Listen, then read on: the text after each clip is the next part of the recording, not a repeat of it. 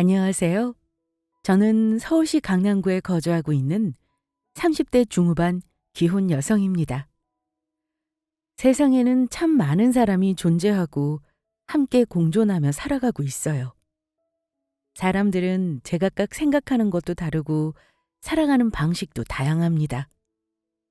이렇게 많은 사람이 함께 어우러져서 살려면 어떤 것들이 필요할까요?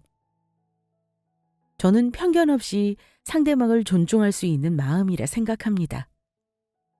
제가 서두에 왜 이런 이야기를 꺼냈냐면 편견 가득하고 상대방을 존중할 줄 모르는 시모에 관한 이야기를 들려드리기 위해서예요.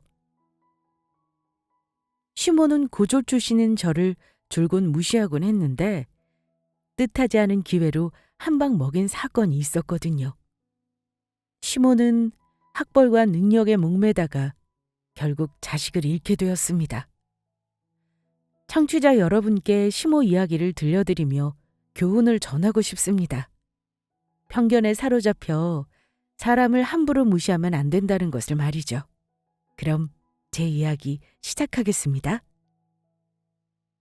우선 이야기를 시작하기 전에 간략하게 제 소개부터 할게요.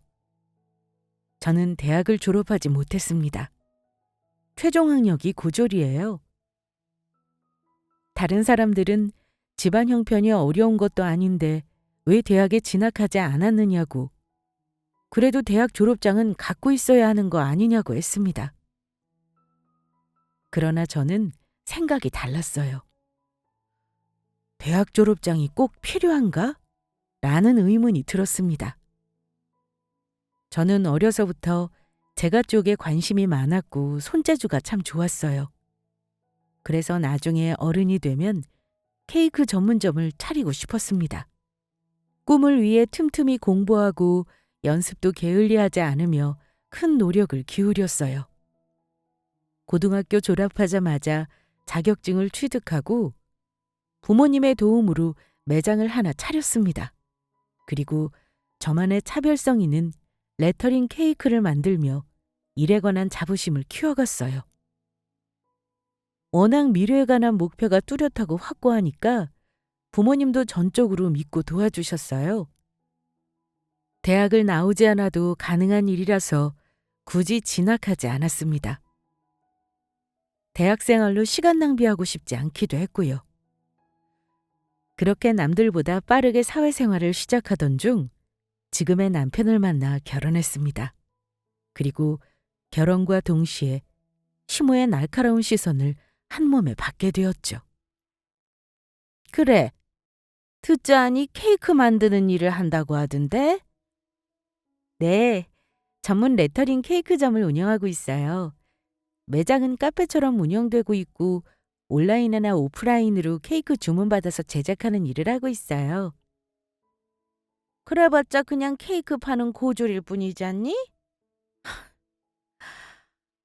내가 이런 며느리를 보게 될 줄이야. 창피해서 어디다 말도 못하겠어. 남들은 어떤 며느리냐고 궁금해하는데 당당하게 말도 못한다. 내가 누구니? 나 변호사야. 나 정도 되면 입이 떡 벌어지게 잘 나가는 며느리 정도는 얻어야지. 내세울 거라고는 너희 집 돈밖에 더 있어? 쥐질이도 공부를 못했니? 아무리 못했어도 대학은 나왔어야지. 돈만 있으면 들어가는 게 대학인데 그게 그렇게 어려웠니? 집안 형편이 어려운 것도 아닌데 대학도 안 나오고 어쩌자는 거야? 주변에서는 며느리 자랑 좀 해보라고 성화인데 고졸이라고 사실대로 말할 수도 없고. 내가 알아서 둘러댈 테니까 너는 그냥 입 닫고 가만히 있어. 눈치 없게 끼어들지 말고. 너 앞으로 네 부모님께 잘해야겠다. 막말로 사돈 내 돈 아니었으면 이 결혼 어림도 없었어. 엄마, 무슨 말이 그래? 학벌이 사람보다 중요해? 우리 둘이 좋아서 한 결혼이고 내가 사랑하는 사람이야. 말 좀 가려서 할 순 없어? 그러길래 여자 보는 눈을 키웠어야지. 너네 자식 맞니? 어쩜 이렇게도 사람 보는 눈이 형편없을 수가 있어. 나한테 좋은 시어머니 노릇하라지 마. 우리 집안에 어울리지도 않는 애를 데리고 와서 나더러 어쩌라는 거야? 어디가 어울리지 않다는 거야? 엄마는 그저 학벌이 마음에 안 들어서 괜한 트집 잡는 거잖아. 이럴 거면 끝까지 반대하지 그랬어. 장인 장모님 돈 보고 결혼 허락해놓고 이런 식으로 사람 무시하지 마. 엄마가 변호사면 뭐해? 이 사람은 적어도 엄마처럼 속물은 아니야. 돈에 환장한 엄마보다 100배 1000배 낫다고. 뭐, 뭐야? 너 지금 엄마한테 말 다 했어? 어디서 버릇없이 굴어? 이래서 집안에 여자가 잘 들어와야 한다는 거야. 너 하나 때문에 착한 내 아들이 이 모양 이 꼴이 됐어. 이 사람 탓하지 마. 내가 이렇게 된 건 다 엄마 때문이야. 네, 맞습니다. 시모는 제가 고졸이란 이유로 마음에 들어하지 않았어요. 그런데 어떻게 결혼했냐고요? 바로 돈 때문이었습니다. 저희 부모님이 땅과 건물을 여러 채 갖고 계시거든요. 그래서 결혼을 허락한 겁니다. 고졸인 게 마음에 안 들지만 돈 많아서 나쁠 게 없겠다 생각한 거죠.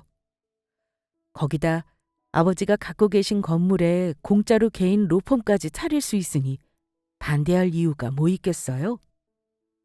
시댁과 우리 집안의 차이는 돈이라고 할 수 있습니다. 우리 집은 돈이 많은 대신 학벌이 대단하지 못했고 시댁은 돈이 없는 대신 학벌이 좋았습니다.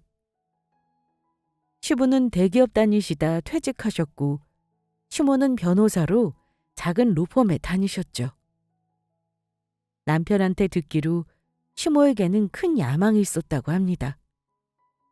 잘 나가는 동기들처럼 이름만 대면 알만한 로펌에 들어가고 싶어 했지만 돈과 백 앞에서 어려움을 느끼셨대요. 그래서 개인 로펌이라도 차리고 싶었지만 그마저도 어려운 상황이었답니다.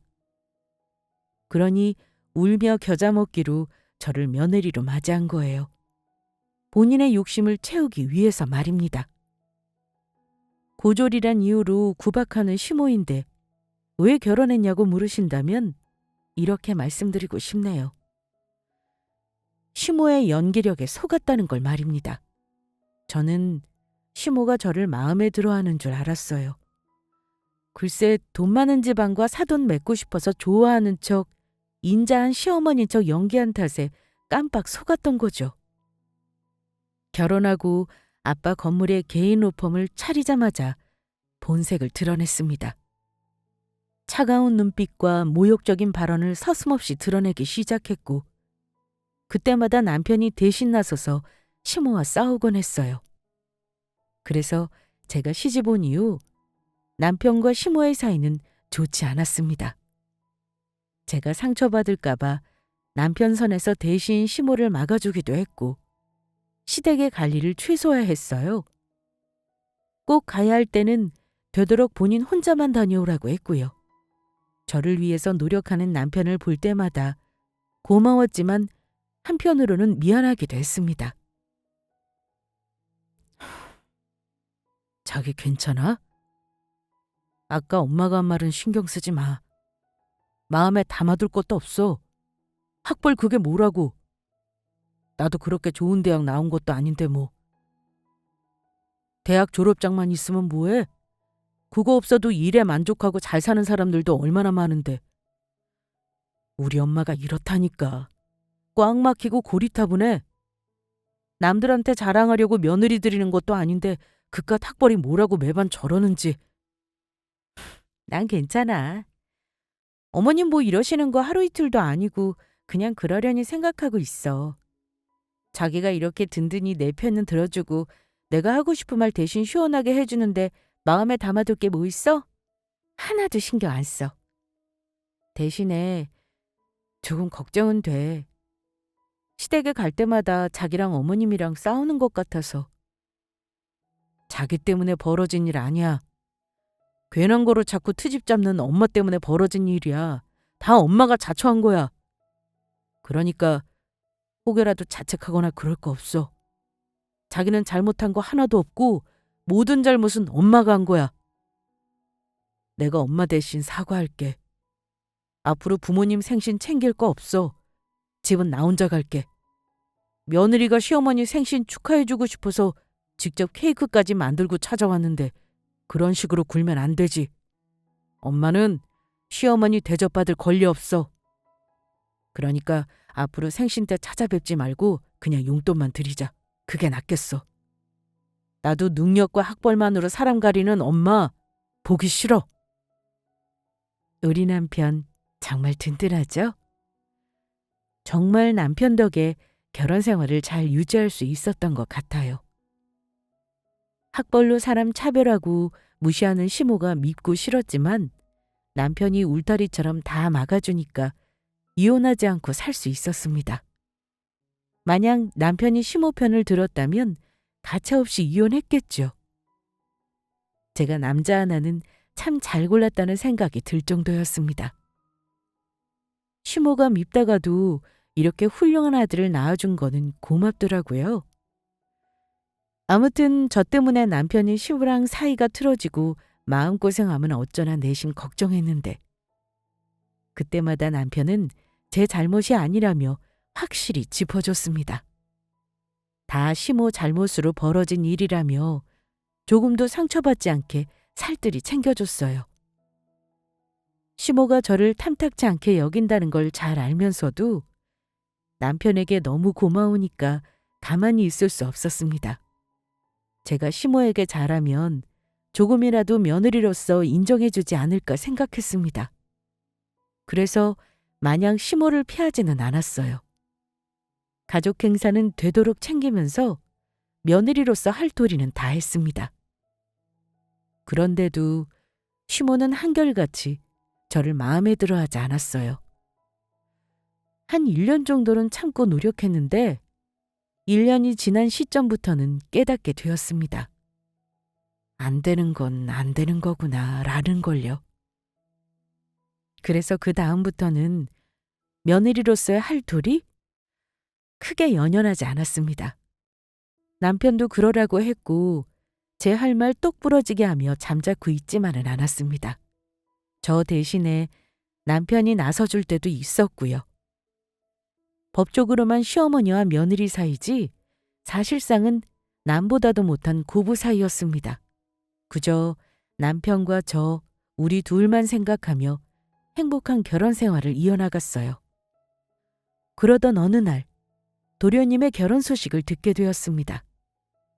남편에게는 6살 터울의 남동생이 하나 있는데 시모와 달리 살가운 성격으로 저와 사이가 좋았어요. 하루는 우리 집에 놀러와서 함께 식사 자리를 가졌고 그때 곧 결혼 이야기를 꺼냈습니다. 형수, 나 내년에 결혼해요. 어머, 그게 정말이에요? 축하해요, 도련님. 저번에 만난다는 분이죠? 네, 맞아요. 내 동생 드디어 장가 가는구나. 축하한다. 그럼 오늘 결혼할 사람이랑 오지 그랬어? 같이 식사나 하게. 그럴까 했는데 일 때문에 못 왔어. 그렇지 않아도 이번 주말에 부모님께 소개해드릴 거야. 형이랑 형수도 와서 같이 식사하자. 그때 정식으로 소개해줄게. 아, 집에? 시댁이란 말에 남편은 순간적으로 제 눈치를 살폈습니다. 그리고는 동생에게 일이 있어서 집에 가는 건 어려울 것 같다고 얼버무렸어요. 그러자 도련님은 단번에 눈치를 챘습니다. 시모 때문에 가기 꺼린다는 것을요. 혹시 엄마 때문에 그래? 하긴 엄마가 형수님한테 심하게 구시긴 하지. 정말 우리 엄마는 왜 그러나 몰라. 우리 형수 이렇게 착하고 예쁜데. 정 어려우면 굳이 안 와도 돼. 미안하다.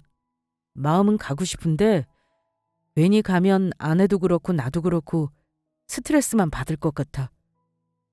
엄마가 좋은 소리 할 사람도 아니잖아. 나중에 시간 되면 따로 소개해줘. 그때 정식으로 소개받지 뭐. 자리 한번 마련해 볼게. 그런데 가능할지 모르겠어. 여자친구가 워낙 바빠서 결혼 준비하는 것도 빠듯할 것 같거든. 어찌나 바쁜지 남자친구인 나도 얼굴 보기 힘들 지경이야. 어쩌면 상견례 때 보게 될 수도 있어. 그래도 말은 한번 해볼게. 시동생의 말을 듣고 마음이 편치 않았습니다. 시동생과 사이가 안 좋은 것도 아니고 시댁에서 유일하게 저를 사람으로 대해준 사람인데 모른 척하기 그렇더라고요. 결혼을 진심으로 축하했기 때문에 시댁에 방문해야 하나라는 생각이 들었습니다. 예비동서가 어떤 사람일까 궁금하기도 했고요. 남편과 시동생은 제가 상처받을까 봐 이야기를 마무리 지었지만 저는 계속 찜찜하더라고요. 그래서 고민 끝에 그날 시댁에 가기로 마음 먹었습니다. 물론 시모가 저를 좋게 대하지 않겠죠. 그러나 상관없었습니다. 시모가 저를 구박한 게 한두 번도 아니고 든든한 남편이 옆에 있는데 뭐가 두렵겠어요? 저도 마냥 가만히 당하는 스타일도 아니고요. 시모는 신경 쓰지 말고 예비동서만 보고 오자라는 마음이었습니다. 거기다 예비 며느리가 될 사람이 인사드리러 오는 자리인데 거기서 제게 뭐라고 할까 싶었어요. 본인 이미지 스스로 갉아먹는 어리석은 짓은 안 하겠지 싶어서 남편에게 가겠다고 했습니다. 남편은 굳이 안 가도 된다고 했지만 저는 예비동서가 너무 궁금하다고 했어요. 무엇보다 시동생에게 형수로서 할 도리를 다하고 싶다고 했습니다. 그랬더니 알겠다고 했어요.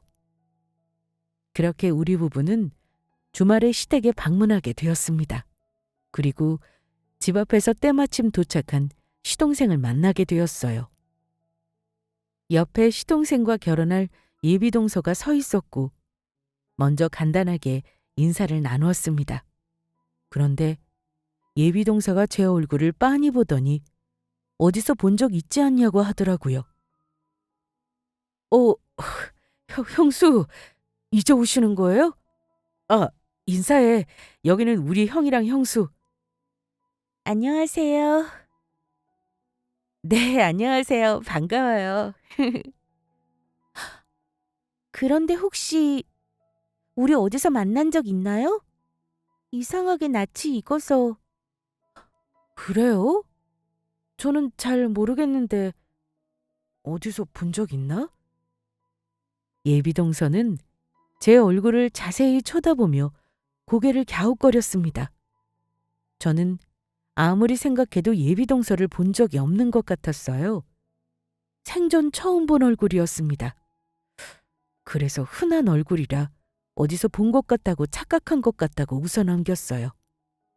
우리 부부는 도련님 예비동서와 함께 시댁 집안으로 들어갔습니다. 그러자 시모가 예비동서를 보고 버선발로 나와서 격하게 반겨주기 시작했어요. 어머니, 안녕하세요. 어머, 어서 와요. 오늘은 힘들진 않았어요? 세상에, 듣던 대로 미인이네. 우리 아들이 왜 좋아하는지 알겠어요. 예비동서를 보고 세상 반갑게 맞아주는 시모.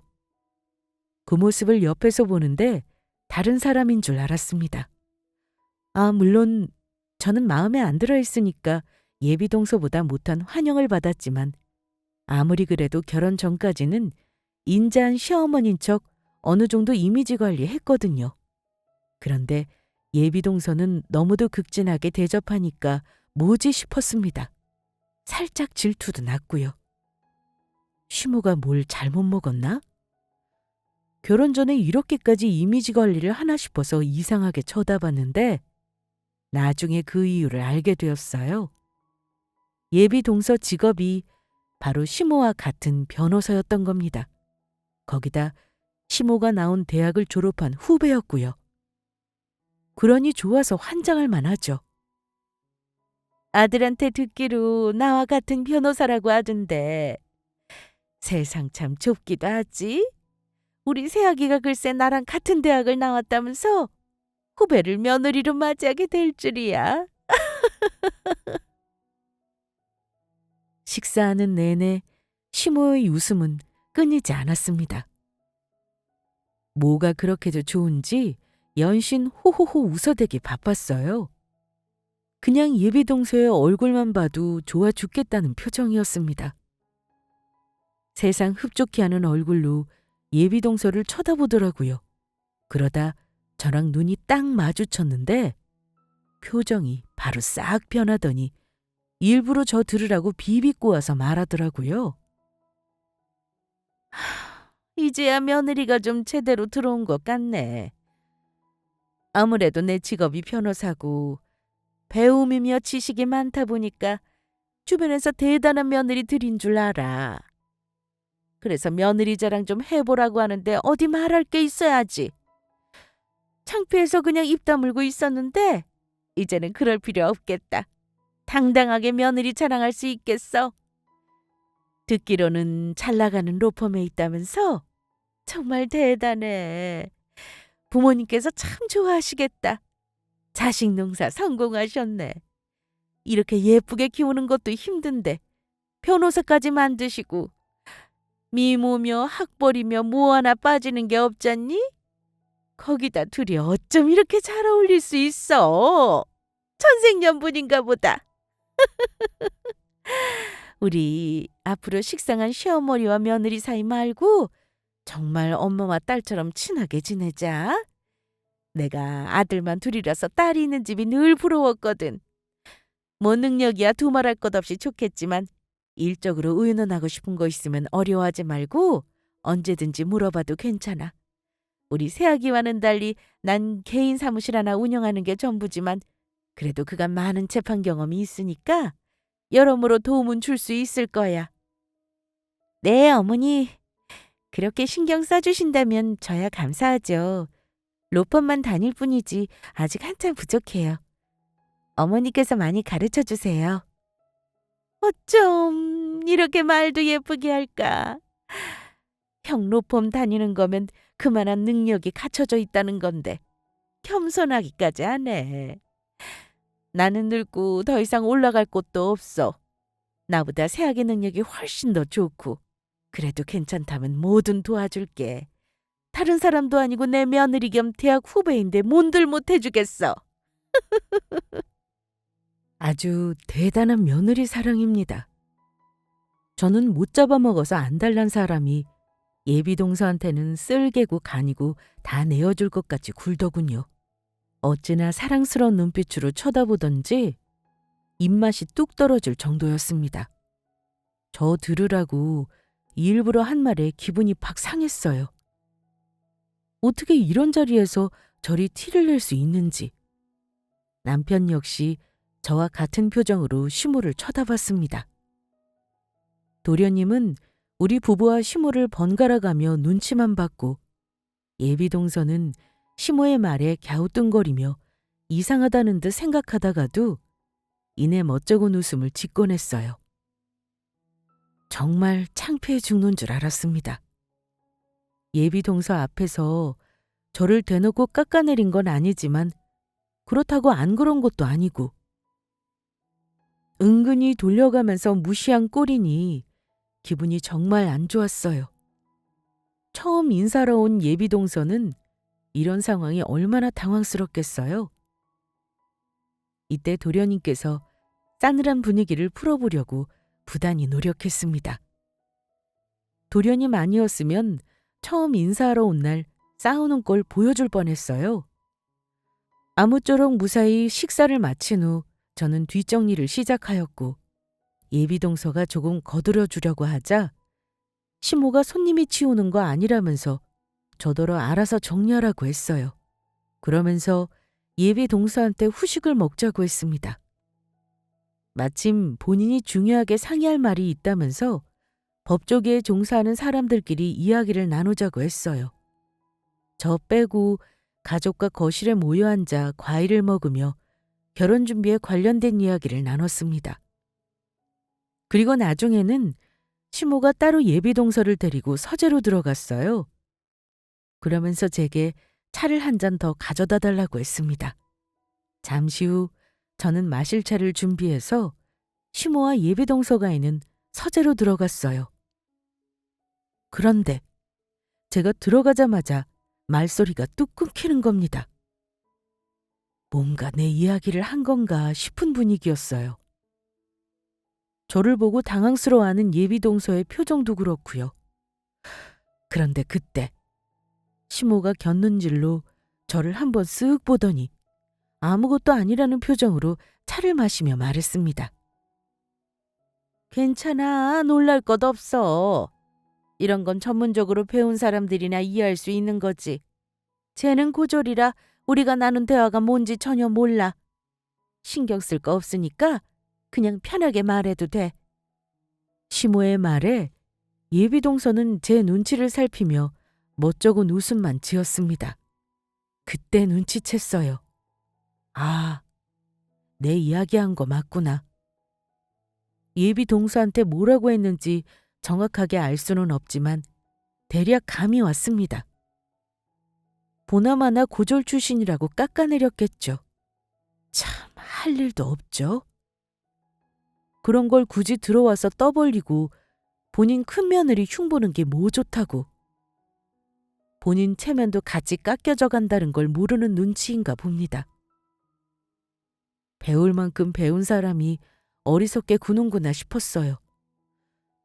더 있다가는 예비 동서 앞에서 안 좋은 꼴 보일 것 같아서 일이 있다며 그만 가보겠다고 했습니다. 그렇게 남편과 집으로 돌아왔어요. 그리고 며칠 후 친정 부모님과 식사 약속이 있어서 어디서 뵐지 연락을 드렸는데 변호사가 왔다며 조금 기다려야 한다고 하셨어요. 아빠가 소유하고 계신 건물에 진행해야 할 소송이 하나 있었는데 그동안 그 일로 정신없어 하셨거든요. 소송건으로 변호사랑 건물 둘러보실 테니 기다렸다가 식사할 곳으로 같이 이동하면 되겠다 싶어서 부모님이 계신 건물로 향했어요. 그리고 거기서 뜻하지 않게 예비동서를 만나게 되었습니다. 엄마, 아빠, 마침 나와 계셨네. 음식점에서 보면 되는데 여기까지 뭐하러 왔어? 겸사겸사. 기다렸다가 같이 가고 싶어서 그랬지. 그나저나 변호사님은 어디 계셔? 건물 다 살펴본 거야? 다 끝내고 나오는 길이야. 저기 뒤에 나오시네. 아빠의 말씀에 고개를 딱 돌린 순간 낯익은 얼굴이 띄었습니다. 그건 다름 아닌 예비동서였어요. 서로를 알아보고 우리 둘은 눈을 동그랗게 뜨며 놀랐습니다. 예비동서? 어머 세상에. 예비동서가 우리 아빠 소송 진행해주는 변호사구나. 세상 참 좁다. 어떻게 여기서 이렇게 만나? 그때 잘 들어갔어요?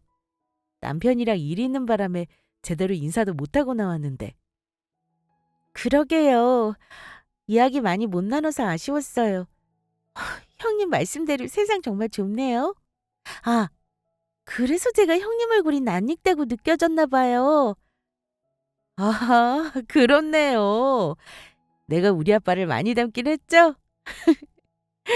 어쨌거나 우리 아빠 소송 잘 부탁해요. 생각지도 못한 만남에 놀랐지만 이내 반갑게 인사를 주고받았습니다. 안 그래도 그때 시모 때문에 제대로 이야기를 못 나눠서 아쉽게 생각했거든요. 이렇게라도 얼굴 봐서 좋다 싶었어요. 아빠 소송 잘 부탁한다는 인사와 함께 나중에 또 보자고 인사하고 헤어지려는데 예비동서가 주춤하더니 살며시 저를 붙잡았습니다. 혹시 시간 되면 차 한잔할 수 있냐고 하더라고요. 시모 관련해서 꼭 전할 말이 있다면서요.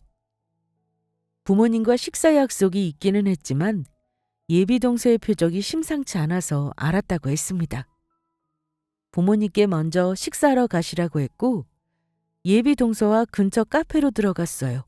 그리고 차를 마시며 시모에 관한 이야기를 나누게 되었습니다. 갑자기 할 말 있다고 해서 당황스러우셨죠? 당황하긴요. 괜찮아요. 그때 이야기 많이 못 나눠서 나도 아쉬웠어요. 예비동서랑 이렇게 차도 마시고 이야기할 수 있어서 좋은데요. 그렇게 말씀해 주시니 감사하네요. 제가 이렇게 차 한잔 하자고 한 건 어머님 관련해서 드릴 말씀이 있어서예요. 사실 시댁 인사드리고 온 뒤 고민이 많아졌거든요. 혹시 어머님이 내 이야기 하신 것 때문에 그래요? 어? 알고 계셨어요?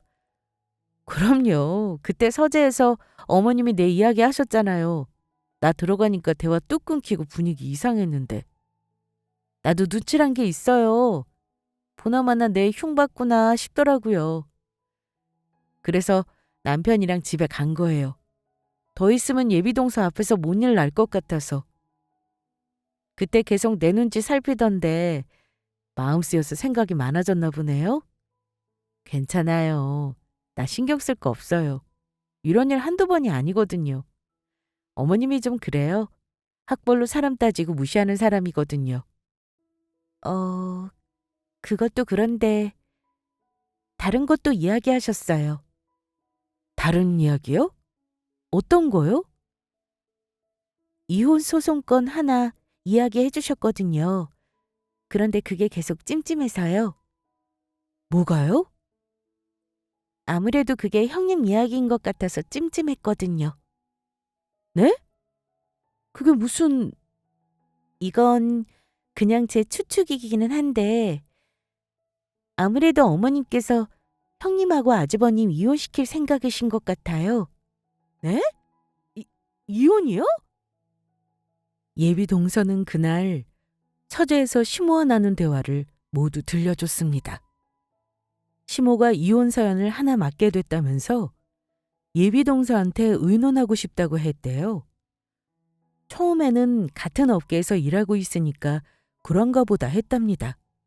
그래서 본인이 맡았던 사건을 예시로 들면서 여러 가지 답변을 해줬다고 하더군요.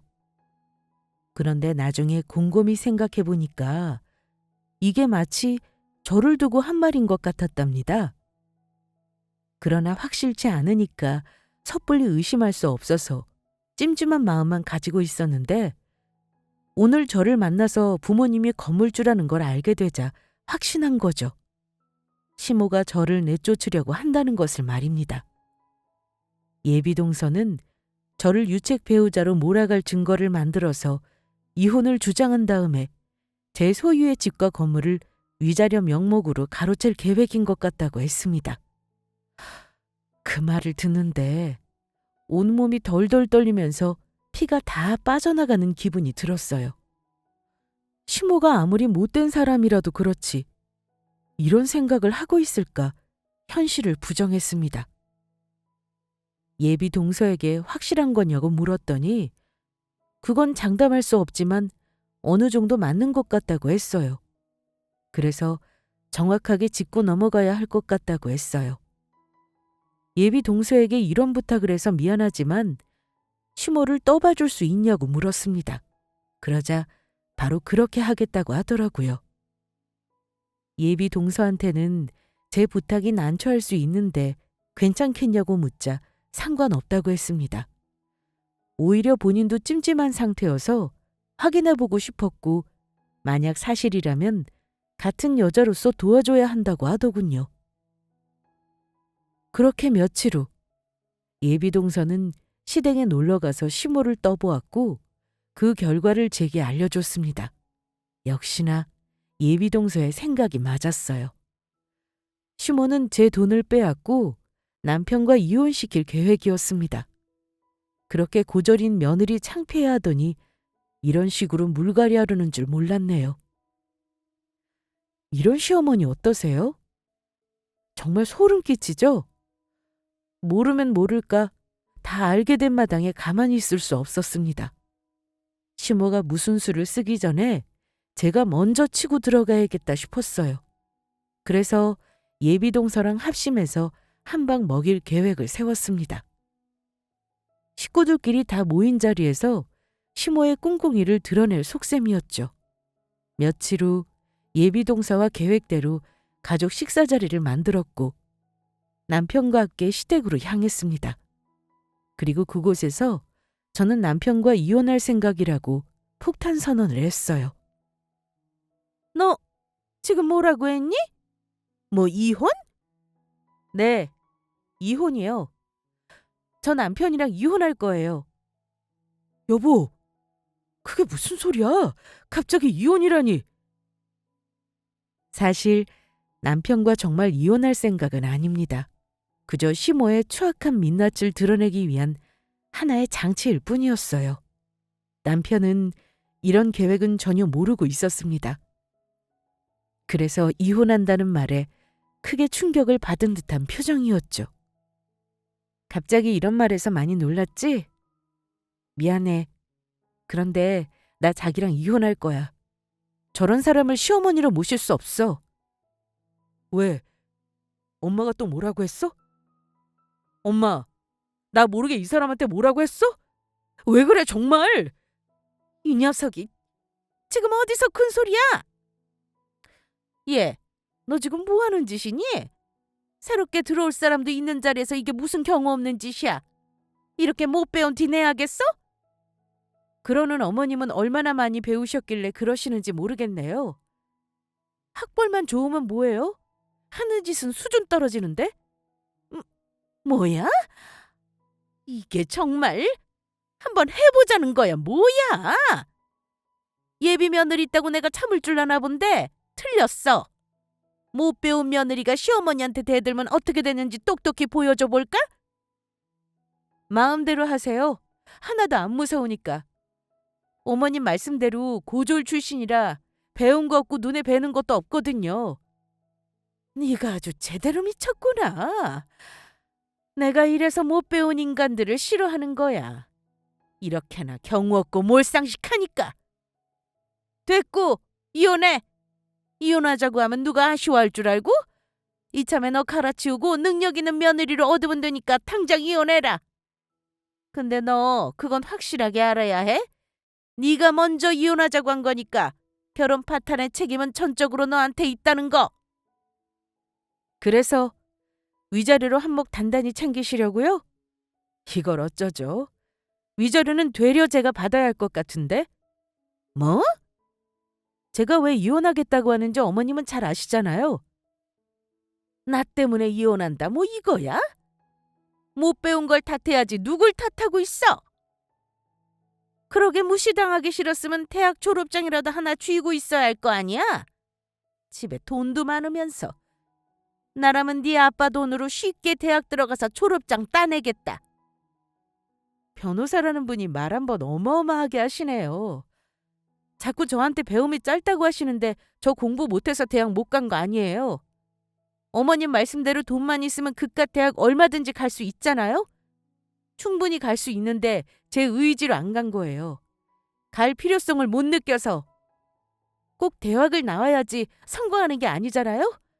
그러니까 함부로 무시하지 마세요. 저는 어머님 무시한 적 한 번도 없잖아요. 죽어라 공부해서 기껏 변호사 됐는데 능력이 떨어져서 다른 동기들한테 치이고 돈 많은 사돈한테 엎여서 기생하고 있는 거 무시한 적 있어요? 야! 소리 지르지 마세요. 내가 뭘 그렇게 잘못해서 당신한테 이딴 모욕을 당해야 하는데 그동안 수도 없이 무시당하고 모욕적인 말을 들었어도 크게 상관 안 했어요. 당신 말에 반응하고 화낼 가치를 못 느꼈고 굳이 내가 나서지 않아도 남편이며 도련님이 대신 다 말해줬으니까 나설 필요를 못 느꼈어요. 또 한편으로는 잘 나가는 동기들한테 얼마나 무시당하고 많은 열등감을 느꼈을까. 그래서 내게 일이 못나게 구는 거겠지 동정하기도 했고요. 내 귀한 시간을 당신 같은 사람한테 열내면서 낭비하는 게 아까우니까 현명하게 피할 수 있는 건 피했는데 이제는 안 그럴래요. 제 인생에서 당신이란 오점을 도려내고 깨끗하게 살고 싶어졌어요. 이혼의 책임은 전적으로 당신한테 있으니 위자료 청구는 제 쪽에서 진행할 거예요. 학벌 가지고 무시 좀 했다고 이혼하겠다는 거지? 그래. 어디 마음대로 설쳐봐. 너 내가 뭐하는 사람인 줄 알아? 나 변호사야. 니까짓 게 날 이길 수 있을 것 같아? 법이라면 뼛속까지 꿰뚫고 있는 사람한테 어디서 주름을 잡아? 그래요? 그래서 전문 변호사를 고용했어요. 그것도 우리나라에서 손에 꼽을 만한 대형 로펌에 다니는 변호사로 제 변호사가 충분히 이길 수 있다고 자신 있어 하네요? 자신 있어 하는 꼴이 아주 우습구나. 네 아빠 돈으로 잘 나가는 변호사라도 구했니? 그런다고 네가 날 상대할 수 있을 것 같아? 웃기지 마. 어떤 변호사가 와도 난 절대 못 이겨. 제 말에 시모는 콧방귀를 뀌며 한껏 무시했습니다. 그래요? 이미 이런 반응을 다 예상하였습니다. 그리고 시모의 말이 끝나기 무섭게 예비동서가 자리에서 일어나 시모에게 말했어요. 그러자 시모의 표정은 서서히 굳어지기 시작하더니 사색이 되었습니다. 여기 있네요. 어머님 이길 변호사. 뭐? 아니 너 지금 뭐 하는 거니? 형님 이혼 제가 맡아서 진행할 거예요. 이미 충분한 증거를 손에 쥐고 있거든요. 예비동서는 핸드폰을 꺼내서 식탁 위에 올려놨어요. 그리고 몇 번 터치하더니 시모의 목소리가 흘러나왔습니다. 없는 증거를 만들어내서 제게 씌운 다음 유책 배우자로 만들 거라고. 그리고 제가 가진 재산을 위자료로 챙겨올 거라는 내용이었습니다. 시모는 얘가 어떻게 이럴 수 있냐는 표정으로 예비동서를 쳐다봤고 남편과 도련님은 크게 분노하며 소리쳤어요. 엄마, 미쳤어? 창피한 줄도 모르냐고. 어떻게 예비 며느리한테 이딴 소리를 해? 이래서 이혼하자고 하는구나. 이제 어쩔 거야. 엄마가 저지른 짓 때문에 미안해서 아내 얼굴 볼 면목이 없어. 너무 부끄럽고 창피해서 붙잡을 명분도 없다고. 엄마가 저지른 죄 때문에 왜 우리가 피해를 봐야 해? 그렇게 학벌이 중요하면 엄마 혼자 천년만년 졸업장 쥐고 살아. 그깟 종이 쪼가리가 뭐라고 자식들 인생을 망치려 들어. 어릴 때부터 조금이라도 성적 떨어지면 난리치던 거 정말 숨 막혔어. 진절머리가 다 났다고. 엄마란 사람이 정말 싫었지만 그래도 미혼하고 난 내 엄마니까 어떻게든 이해하고 참았어. 그런데 도저히 안 되겠다. 앞으로 엄마 없다고 생각하고 살 테니까 그렇게 알아. 어떠한 연락도 하지 마요. 다시는 안 보고 살 거니까. 나도 형이랑 같은 생각이야. 결혼하기 전부터 예비 며느리한테 이런 소리나 해대고 우리한테 한 것처럼 엄마 손에 쥐고 입맛대로 조종하려고 한 모양인데 어림없어. 내 결혼에 관심 꺼. 앞으로 엄마 없다고 생각하고 살 거고 엄마도 나랑 형 없다고 생각하고 살아. 뭐? 너희가 어떻게 엄마한테 그런 소리를 할 수가 있어? 나 너희 엄마야. 다 자식 잘 되라고 한 짓이라고. 세혁이 너 어떻게 나한테 이럴 수 있니? 나랑 같은 변호사면서 무식한 제 편을 드는 게 말이 돼? 너 돈으로 매수당했니? 제가 얼마 준다고 하든? 아니요 어머니. 돈 한 푼 안 받고 변호할 생각이에요. 같은 여자로서 그리고 인간으로서 모른 척 지나칠 수 없더라고요. 어머님은 돈과 권력에 약한 분이시잖아요. 쓸모가 없어지면 저도 언제든 버릴 수 있는 분이죠. 그래서 제가 먼저 손절한 거예요. 그리고 같은 변호사라는 말 듣기 거북하네요. 저는 어머님과 같은 변호사가 아니에요. 본인의 이익을 위해 법을 악용하지는 않거든요. 더 이상 식사할 분위기도 아니고 저는 이만 가보겠습니다. 그럼 형님, 나중에 연락할게요. 예비동서는 마지막까지 깍듯하게 시모에게 인사한 뒤 집을 나섰습니다. 그 뒤를 도련님이 따라서 나갔고요. 저 역시 옷과 가방을 챙긴 뒤 시모에게 마지막으로 이렇게 말했습니다. 이제 만족하세요? 지금 본인이 얼마나 초라한지 모르시죠? 그깟 학벌이 뭐라고. 자식이면 며느리한테 버림받으셨네요. 저 그렇게 마음에 안 들어 하셨는데 꼭 원하는 며느리 들이시기 바랄게요. 참 아니다. 그건 불가능하겠네. 자식한테 버림받아서 더는 며느리 못 들이시겠네요. 마지막까지 제대로 조롱하며 시댁을 빠져나왔습니다. 시모는 큰 충격을 받고 자리에 털썩 주저앉았어요. 그리고 저를 따라서 집에 들어온 남편과 참 많은 이야기를 나누었습니다. 남편은 시모 대신 미안하다며 무릎 꿇고 사과했고 눈물로 모든 걸 전했어요.